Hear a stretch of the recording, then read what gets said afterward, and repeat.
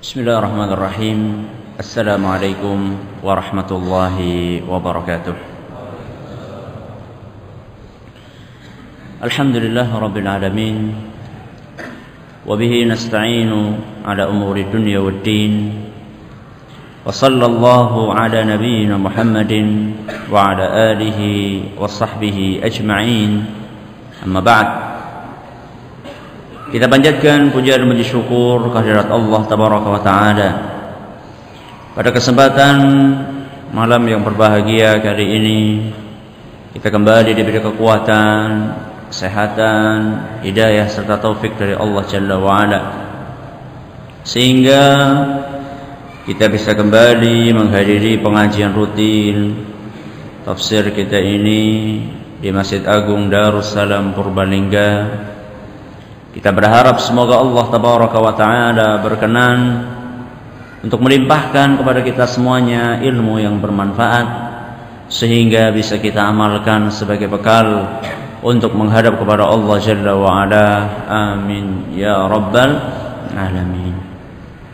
Salam dan salam semoga senantiasa tercurahkan kepada junjungan kita Nabi besar Muhammad sallallahu alaihi wasallam, kepada para sahabatnya, keluarganya, dan umatnya yang setia mengikuti tuntunannya hingga di akhir nanti. Para hadirin hadirat yang kami hormati, dan juga segenap pendengar Radio Roja Jakarta, di Bandung, di Lampung, para pendengar Radio As-Sunnah FM di Cirebon, radio kita di Madiun, Radio Bas FM di Solotigo dan sekitarnya, dan dimanapun Anda berada. Pada pertemuan yang terakhir, kita sudah memasuki pembahasan tentang tafsir ayat yang keempat dan yang kelima dari surat Al-Ma'un. Ayat yang keempat dan kelima bunyinya apa?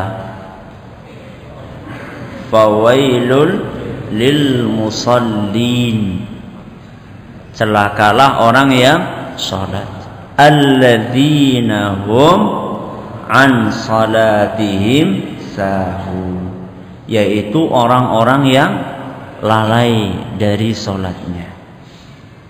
Saat itu kita telah menjelaskan bahwasannya lalainya orang dari salat itu bertingkat-tingkat, berkelas-kelas, dari yang paling parah sampai yang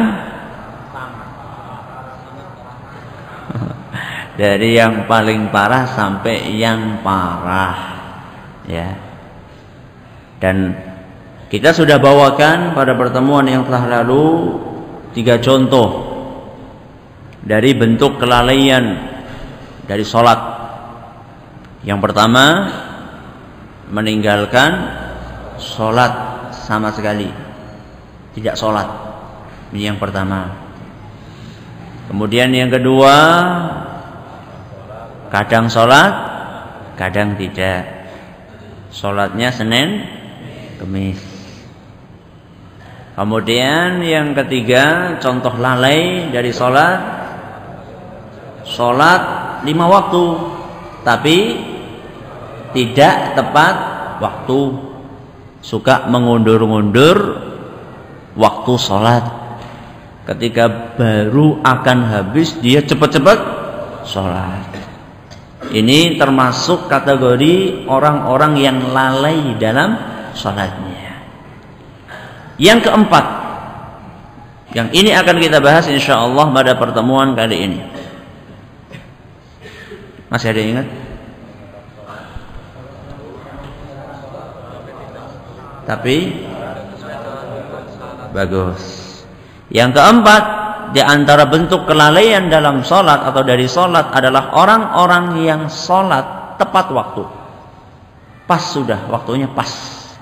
Waktunya zuhur ya zuhur, asar ya asar, maghrib ya maghrib, subuh ya subuh, bukan subuh waktunya duha, ya.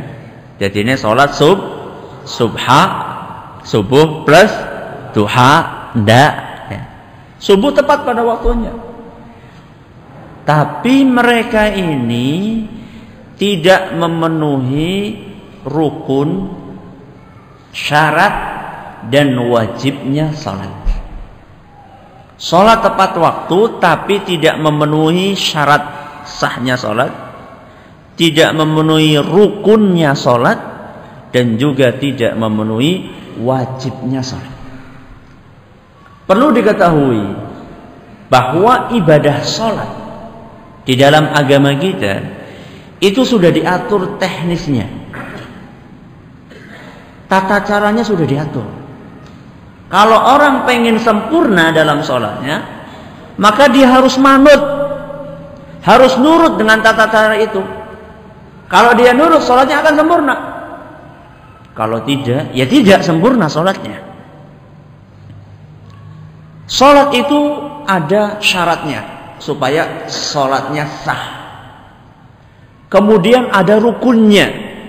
Rukun ini kalau ditinggalkan sengaja maupun tidak sengaja, sholatnya tidak sah. Rukun-rukun sholat. Kemudian ada wajib-wajib sholat.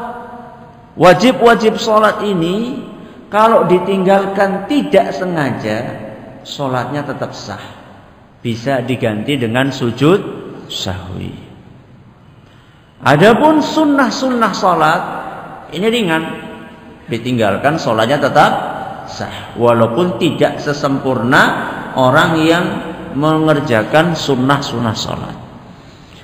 Sekarang bukan momennya untuk menjelaskan rincian dari rukun, syarat, wajib, sunnah sholat, tidak. Tapi di sini saya hanya akan mengisyaratkan beberapa syarat, rukun, dan wajib sholat yang seringkali tidak diperhatikan oleh orang yang sholat. Entah karena dia tidak tahu atau dia pura-pura tidak tahu. Kita akan mulai dari syarat sholat. Semua orang tahu bahwasannya syarat sah sholat harus dalam keadaan suci. Supaya suci, seorang dituntut untuk wudu. Sebagaimana sabda Nabi sallallahu alaihi wasallam dalam sebuah hadis yang diriwayatkan oleh Imam Bukhari dan Muslim, la tuqbalu salatu man ahdatha hatta yatawadda. Orang yang batal salatnya tidak akan diterima sampai dia wudu. Semuanya tahu insyaallah bahwasanya kalau mau sholat dan dia dalam keadaan tidak suci maka harus wudu. Terus apa Ustaz yang ingin dijelaskan di sini? Yang ingin dijelaskan di sini adalah banyak orang yang merasa sudah wudu, padahal sebenarnya wudunya tidak sah. Ini yang perlu saya ingatkan di sini. Semuanya tahu bahwasanya orang mau sholat itu harus wudu. Tapi yang jadi permasalahan, banyak orang yang sudah berwudu, dia ngira wudunya sudah benar, ternyata wudunya tidak benar, sehingga wudunya tidak sah, imbasnya sholatnya juga tidak sah. Wah, kayak apa Ustaz? Contohnya adalah orang-orang yang meninggalkan beberapa bagian dari anggota wudu yang seharusnya kena air tidak kena air, walaupun hanya sedikit. Biasanya anggota wudu tersebut adalah anggota-anggota yang sulit terlihat. Contohnya apa? Apa ini? Sikut, terus polok, apa? Mata, kaki atau tumit. Ini termasuk anggota-anggota wudu yang karena tidak terjangkau dalam artian sulit terlihat, sering tidak terbasuh air. Dan ini mengakibatkan wudu seseorang tidak sah. Kalau wudunya tidak sah, berarti sholatnya juga tidak sah. Hati-hati. Nabi kita sallallahu alaihi wasallam mengingatkan dalam sebuah hadis yang diriwayatkan oleh Imam Bukhari dan Muslim, Kata Nabi sallallahu alaihi wasallam, wailun lil aqabi minan nar. Mata kaki yang tidak terkena air wudu akan dibakar celaka di api neraka. Ya, mata kaki yang biasa tidak terkena air wudu terancam untuk dibakar di mana? Di api neraka. Kemudian Nabi SAW berkata, asbighul wudu, sempurnakanlah wudu kalian. Nabi SAW melihat ada sebagian sahabatnya tergesa-gesa dalam berwudu, sebagaimana diceritakan oleh Umar ibn Khattab dalam riwayat Muslim. Karena tergesa-gesa dalam wudu, kata Umar, fataraka mawdi'a dhufrin ala qadamihi. Akhirnya ada sebagian kakinya yang besarnya itu hanya sebesar kuku. Nggak kena air sebesar apa? Kuku. Kecil enggak? Kecil. Ya, bukan separuh. Banyak orang yang wudu cuma apa? Separuh toh. Ini bukan separuh, ketinggalan apa? Sebesar kuku. Tidak kena air. Nabi SAW melihat, karena kan kelihatan kan? Kelihatan, apalagi yang busik-busik ini.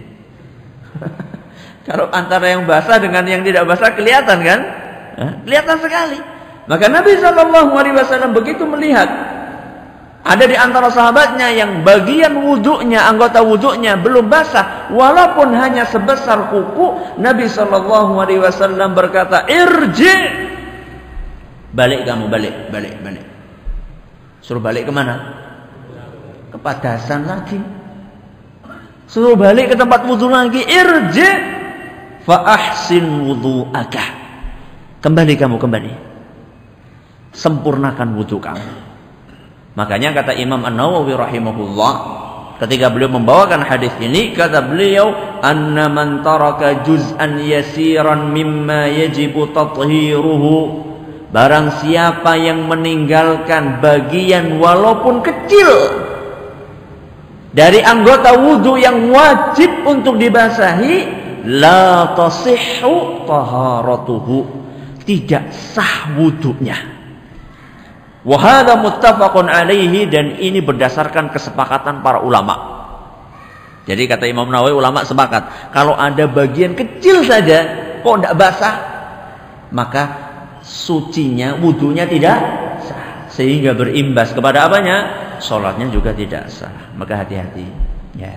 Kalau panjenengan wudu dilihat ya, di wudu, setelah wudu dilihat nih, no, masih ada yang apa? Masih ada yang kering, berarti harus ngulang lagi, balik ya, wudu lagi. Terutama anak-anak kecil yang baru latihan wudu. Sebagai orang tua kita perlu memperhatikan. Kadang-kadang bukan hanya anak kecil, anak tua pun juga seperti itu. Atau mantan anak kecil pun seperti itu. Hati-hati ya. Jangan diremehkan, karena imbasnya akan masuk kepada kategori firman Allah Subhanahu wa taala, wailul lil musalli. Ini contoh syarat salat yang sering atau kerap kurang diperhatikan. Sekarang setelah syarat kita pindah ke apa? Rukun. Contoh rukun salat yang sering dilalaikan apa? Contohnya adalah tumakninah. Tumakninah niku napa? Tumakninah itu tenang, bukan ngantuk. Bedakan antara tenang dengan ngantuk. Ya. Tenang dalam sholat, diceritakan oleh para ulama, tulang belulang kembali kepada posisinya semula. Jadi kalau orang rukuk ya sampai betul-betul mapan rukuknya. Ketika dia sujud juga mapan, sujudnya magreg mapan, itu namanya tumakninah. Kalau durasi waktunya kata sebagian ulama itu cukup untuk membaca batas minimal zikir dalam gerakan tersebut. Contoh, kalau orang lagi sujud, maka disunahkan atau diperintahkan untuk membaca subhana rabbiyal a'la, atau sebagian ada yang menambah subhana rabbiyal a'la wa bihamdi. Sunahnya berapa kali? Minimal berapa kali? 1 kali. Jadi kalau jenengan cukup untuk membaca subhana rabbiyal a'la atau subhana rabbiyal a'la wa bihamdi sekali, berarti panjenengan sudah dimasukkan dalam kategori orang yang tumakninah. Walaupun tumakninah juga berkelas-kelas. Nah, ada yang tumakninahnya temenanan, ada yang batas minimal. Ya yang penting sholatnya sah, mending. Nah, jadi ini batas minimalnya. Dan orang yang tidak tumakninah dalam sholatnya tidak sah. Makanya disebutkan dalam sebuah hadis yang diriwayatkan oleh Imam Bukhari dan Muslim. Kata Abu Hurairah radhiyallahu anhu, pada suatu hari ada seorang yang datang ke masjid Nabi sallallahu alaihi wasallam kemudian sholat. Setelah selesai sholat, beliau datang kepada Nabi sallallahu alaihi wasallam mengucapkan salam. Dalam riwayat lain Nabi SAW tidak menjawab salamnya. Nabi tidak menjawab salamnya. Begitu dia salam, Nabi SAW langsung berkata, irji' fa salli fa innaka lam tusalli. Fulan, pulang kamu sana, balik lagi. Ulangi sholat kamu. Kamu itu belum sholat. Kata-kata Nabi SAW belum sholat artinya apa? Artinya sholat yang kamu lakukan tadi tidak sah. Maka dia pun sholat lagi. Sholatnya persis kayak tadi, gaya yang pertama, tidak ada perubahan. Selesai sholat dia datang lagi sama Nabi SAW, mengucapkan salam, tidak dijawab lagi sama Nabi SAW. Lalu Nabi SAW mengucapkan kalimat yang sama, sholat kamu, ulangi, kamu belum sholat. Kembali lagi sholat ketiga kalinya, gayanya sama lagi, tidak berubah. Akhirnya setelah kembali kepada Nabi, suruh ulangi lagi keempat kalinya. Akhirnya orang tadi berkata, wallahi ya Rasulullah ma uhsinu ghaira hadza. Demi Allah wahai Rasul, saya itu tidak tahu cara sholat kecuali ya gaya yang saya lakukan ini. Jadi saya itu tidak tahu ada gaya lain selain gaya sholat saya ini. Orang Arab Badui, kalau istilah kita wong deso, orang udik, jarang duduk di majelisnya Rasul SAW. Dia tahunya sholat ya seperti itu. Akhirnya Nabi SAW menyampaikan nasihat cara sholat yang benar. Di tengah-tengah sabdanya Nabi SAW berkata, "Tsummarka hatta tatma'inna raki'an." Lakukanlah sholat, ketika sholat rukuklah kamu sampai tumakninah. Jadi rukuk, betulan rukuk. Kemudian juga sujud juga seperti itu, wasjud hatta tatma'inna sajidan. Sujudlah sampai kamu tumakninah. Maka hati-hati, ini sebentar lagi bulan Ramadan. Banyak imam yang sholatnya ndak tumakninah. Maka kalau sholat di belakang imam yang ndak tumakninah, imame sholatnya ora sah, makmume ya pada baik. Ya, maka hati-hati. Saya tidak akan mempermasalahkan jumlah rakaatnya berapa. Saya tidak akan mempermasalahkan jumlah rakaat yang dia lakukan berapa, apakah 11 atau 23. Yang saya tekankan di sini adalah apakah dia tumakninah atau tidak. Ya. Kalau misalnya dia tumakninah, monggo silakan. Tapi kalau tidak tumakninah, jangan diikuti. Kadang-kadang ada orang sholat membaca subhana rabbiyal a'la ping siji ora bisa. Ya. Hanya membaca sekedar baru sub. Nembe sub. Hah? Sub apa? Sub buah apa? Baru sub, belum. Jangankan subhana rabbiyal a'la sekali, baru membaca sub saja tahu-tahu sudah bangkit. Ini sholat model apa? Ya. Model ayam makan jagung, ya. Dan justru kadang-kadang yang sholatnya kayak gitu malah jadi favorit. Karena paling cepat. Sehingga ada orang sholat kalau sudah tarawih ada SMS-an.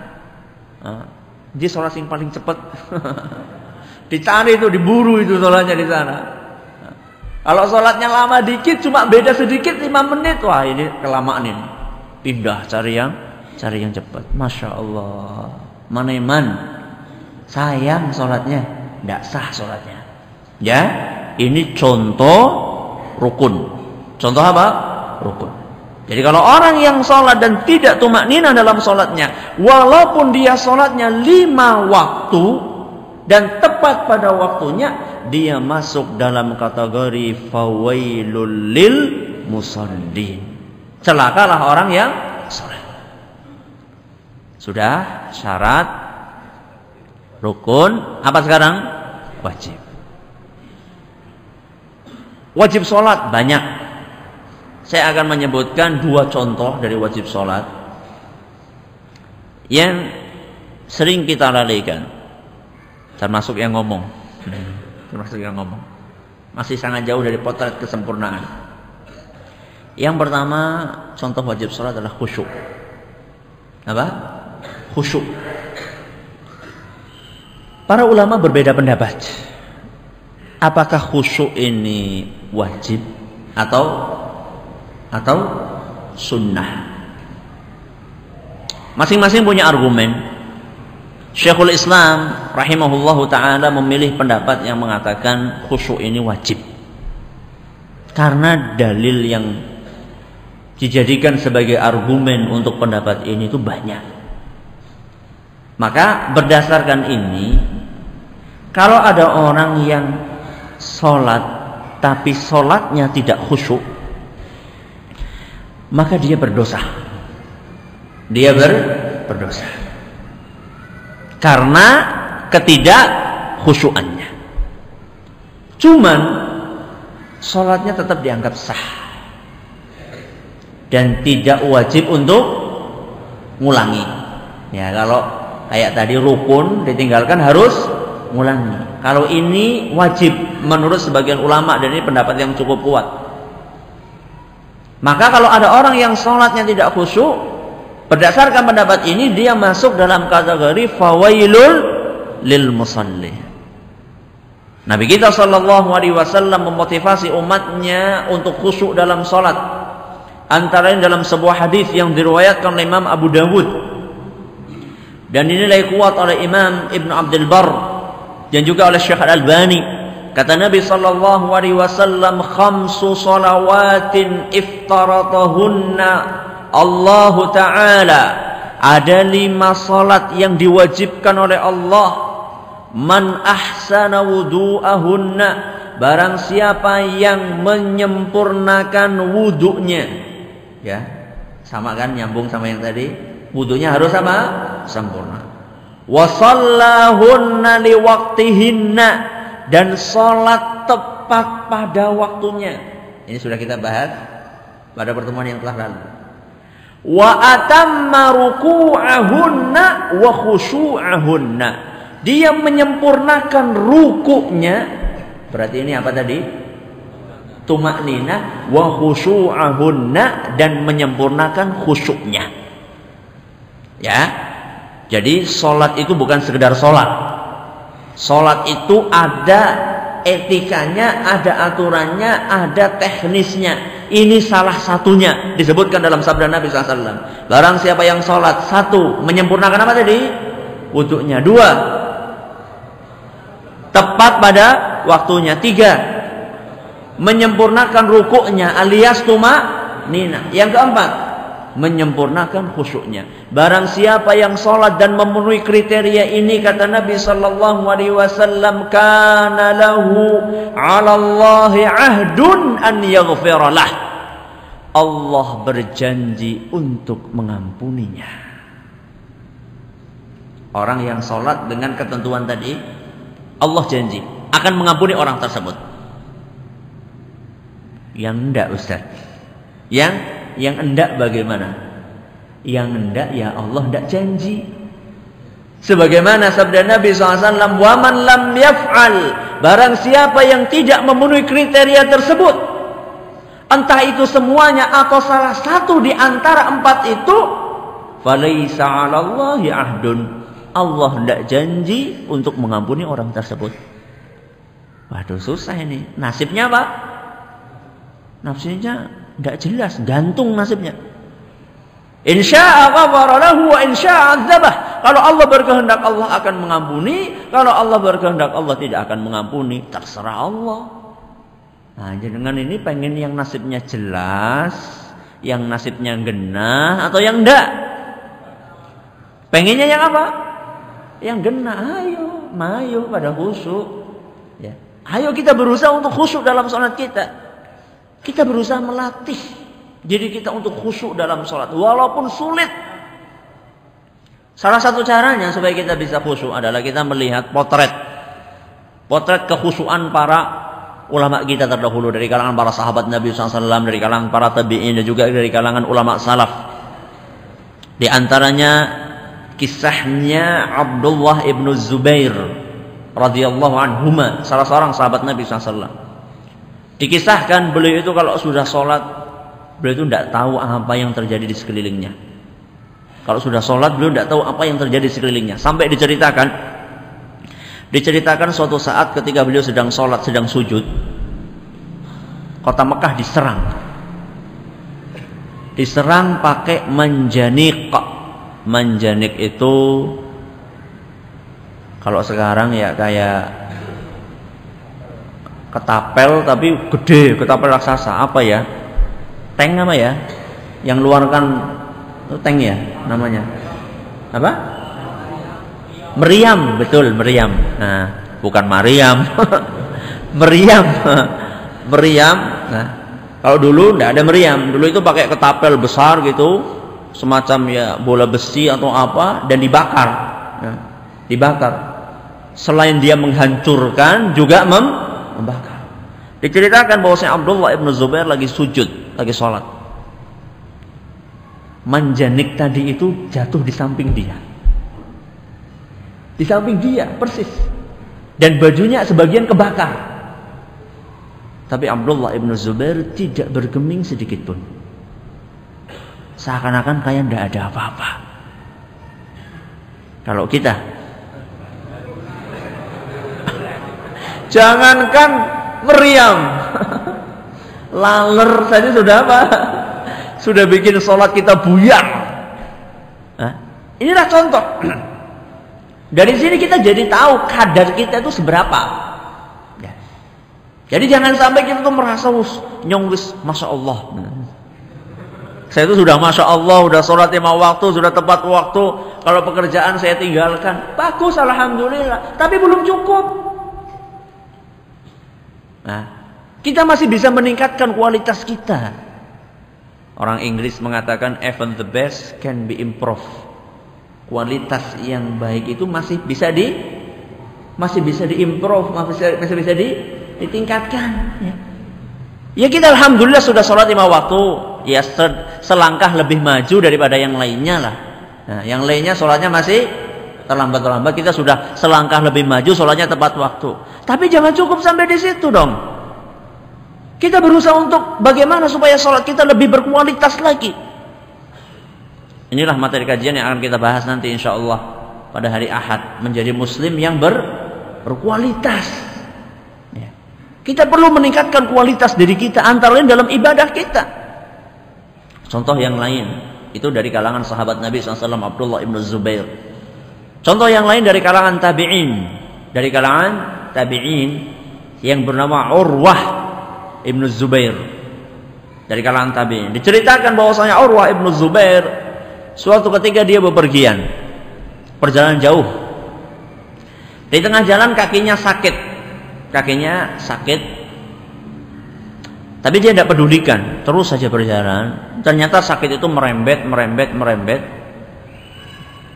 sampai pertengahan betis sakitnya itu. Dari bawah itu merembet sakitnya sampai pertengahan betis. Ketika sampai di tujuan, karena sudah semakin parah, akhirnya ya dulu tidak semudah sekarang ya. Kalau sekarang di tengah jalan ada klinik, ada rumah sakit. Kalau dulu jarang sekali. Kalau tidak di kota, itu pun tidak setiap kota ada tabib, ada dokter. Ketika dia dalam keadaan seperti itu sampai ke tujuan, dokter semuanya memvonis kaki ini harus diamputasi, harus dipotong kakinya. Dan alat-alat pada zaman dahulu sangat terbatas, ya. Maka dia ditawarkan, bagaimana kalau misalnya kita beri sesuatu yang membuat kamu itu tidak sadar. Kalau sekarang obat bius, kalau dulu entah apa, mungkin konon itu dengan khamr mungkin ya, dengan apa? Minuman keras. Ketika ditawari seperti itu, kamu kalau sudah minum itu kamu nggak sadar dan kamu nggak akan terasa sakit. Urwah bin Zubair mengatakan tidak usah. Kalau kalian pengen mengoperasi saya dan saya tidak teriak-teriak karena kesakitan, tunggu nanti kalau saya pas lagi sholat. Tunggu nanti kalau saya pas lagi sholat. Kalau saya lagi sholat, saya tidak merasa apapun yang dialami oleh tubuh saya.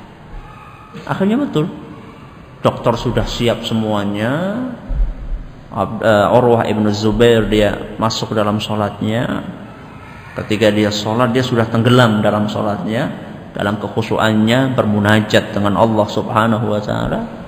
Mulailah para dokter melakukan operasi. Dia dalam keadaan sholat, dia operasi. Tahu-tahu selesai salam, operasinya sudah selesai. Jangankan teriak, mengeluh, meringis saja enggak. Urwah ibn Zubair, potret kekhusyuan yang luar biasa. Setelah selesai operasi, subhanallah, Allah menakdirkan salah satu putranya jatuh dari loteng dan meninggal dunia. Sudah dipotong kakinya satu, anaknya ada 7, salah satu anaknya yang paling dia sukai, paling dia cintai namanya Muhammad, jatuh dari loteng meninggal dunia. Baru dipotong kakinya, anaknya apa? Meninggal dunia, yang paling dia cintai. Akhirnya ada seorang khalifah yang takziah, ya, menghibur Urwah ibn Zubair. Apa kata dia? Kana li atrafun arba'ah. Kemarin-kemarin alhamdulillah saya punya 4 anggota, 2 tangan dan 2 kaki. Sekarang diambil 1, masih sisa 3. Yang sisa lebih banyak daripada yang diambil. Luar biasa kan? Diambil kakinya 1, dia bilang, ya Allah kasihan ya kamu ya, sabar ya. Alhamdulillah tidak apa-apa. Saya kemarin punya 4 anggota tubuh dan masih utuh, ya, tangan, kedua tangan dan kedua kaki. Yang diambil cuma 1, masih sisa berapa? 3. Dan Allah Subhanahu wa Ta'ala manakala menguji saya seperti ini, alhamdulillah saya sehat lebih lama daripada sakit saya. Jadi sekarang saya sakit seperti ini, merasakan seperti ini, dibandingkan ketika saya menikmati sehatnya tubuh saya, itu tidak ada apa-apanya. Alhamdulillah, tidak apa-apa. Kemudian orang mengingatkan dia dengan anaknya yang 1 itu meninggal. Kata dia, alhamdulillah Allah memberi saya 7. Cuma diambil berapa? 1. Masih sisa berapa? 6. Tidak apa-apa, kata dia. Luar biasa kan? Inilah kalau kita baca kisah-kisah seperti ini, kita akan tergerak, kita akan termotivasi, ya. Bukan hanya dalam ibadah kita, juga dalam kejadian kita keseharian. Kalau kita tertimpa musibah, seakan-akan musibah itu kayak kiamat. Kemudian kita lupa bahwasanya kenikmatan yang Allah berikan kepada kita dibandingkan dengan musibah yang kita alami, lebih banyak apanya? Nikmatnya. Coba saya tanya, jenengan itu lebih sering sehat atau sakit? Sehat.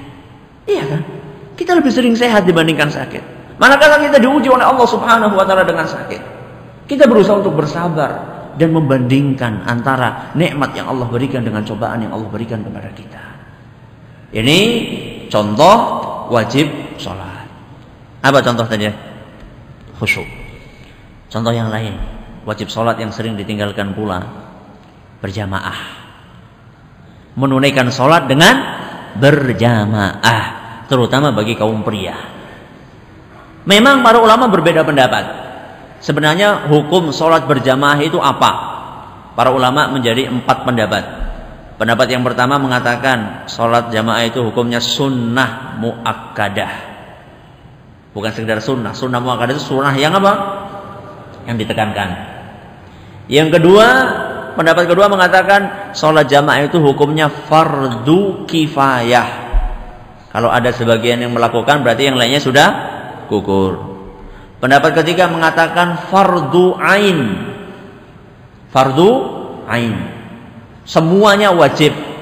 Pendapat yang keempat apa kira-kira? Apa bedanya wajib sama fardu? Fardu ain dan syarat sah sholat. Jadi menurut pendapat keempat ini kalau ada orang tidak jamaah, dia bukan hanya berdosa, tapi juga tidak sah sholatnya. Ini yang paling sip yang mana ini? Kalau orang pengen nyari enaknya ya pendapat yang pertama yang mengatakan sunnah muakkadah. Tapi sayangnya kita itu kalau ada perbedaan pendapat bukan milih mana yang paling enak. Kalau milih paling enak yo habis agama kita nanti. Semua yang paling enak dipilih-pilih nanti. Milih-milih yang paling ringan bukan. Kita melihat mana yang paling kuat. Kalau dilihat dari dalil-dalil mereka, pendapat ketiga yaitu pendapat yang mengatakan fardu ain walaupun tidak syarat sahnya sholat, itu adalah pendapat yang sangat kuat. Pendapat yang sangat kuat. Artinya apa? Artinya kita wajib. Kita sebagai seorang muslim, terutama laki-laki, wajib untuk menunaikan sholat berjamaah. Kalau tidak, maka kita berdosa. Dalilnya apa? Dalilnya hadis Nabi SAW di dalam Sahih Muslim. Sebagaimana dikisahkan oleh Abu Hurairah radhiyallahu anhu. Pada suatu hari ada seorang yang buta datang kepada Nabi SAW dan berkata, "Ya Rasulullah, innahu laysa liqa'idun yaquduni ilal masjid." Wahai Rasul, kamu lihat saya buta, tunanetra. Dan saya tidak ada orang yang bisa menuntun saya ke masjid. Tidak punya pembantu untuk menuntun saya ke masjid. Maka dia memohon kepada Nabi untuk diberikan dispensasi, keringanan untuk melakukan sholat di mana? Di rumah sendirian. Maka Nabi SAW pun memberikan, ya tidak apa-apa, silahkan kamu saya beri keringanan sholat di mana? Di rumah. Begitu dia membalikkan tubuhnya akan kembali ke rumah, sebelum dia berjalan jauh dipanggil oleh Nabi SAW. Nabi bertanya kepada dia, hal tasma'un nida'a bis shalah? Kamu dengar azan apa enggak? Dari rumah kamu dengar azan apa tidak? Kata dia, iya wahai Rasul, saya dengar. Apa kata Nabi SAW? Fa'ajib, kamu harus memenuhi panggilan itu, alias tidak ada dispensasi. Siapakah orang buta ini? Orang buta ini adalah Abdullah ibnu Ummi Maktum. Ternyata kalau dikumpulkan riwayat-riwayat cerita tentang orang ini, Abdullah ibnu Ummi Maktum, dia bukan hanya buta. Dia sudah buta, kemudian tidak ada apa tadi? Penuntunnya. Kemudian rumahnya jauh dari masjid. Jalan menuju ke masjid banyak pohon-pohon dan binatang berbisa. Kemudian ditambah dia sudah tua dan tubuhnya ringkih. Kurang apa? Lengkap sudah. Kata Imam Al-Khattabi Asy-Syafi'i, kata beliau, wa fi hadza dalilun ala anna hudhur al-jama'ati wajib. Kata beliau, hadis ini menunjukkan bahwasannya mendatangi sholat jamaah itu hukumnya wajib. Kenapa? Kalau sunnah, orang yang seperti ini masa tidak diberi dispensasi? Coba sekarang kita lihat bagaimana kita. Buta? Alhamdulillah tidak. Penuntun? Tidak butuh penuntun, bisa melihat jalan.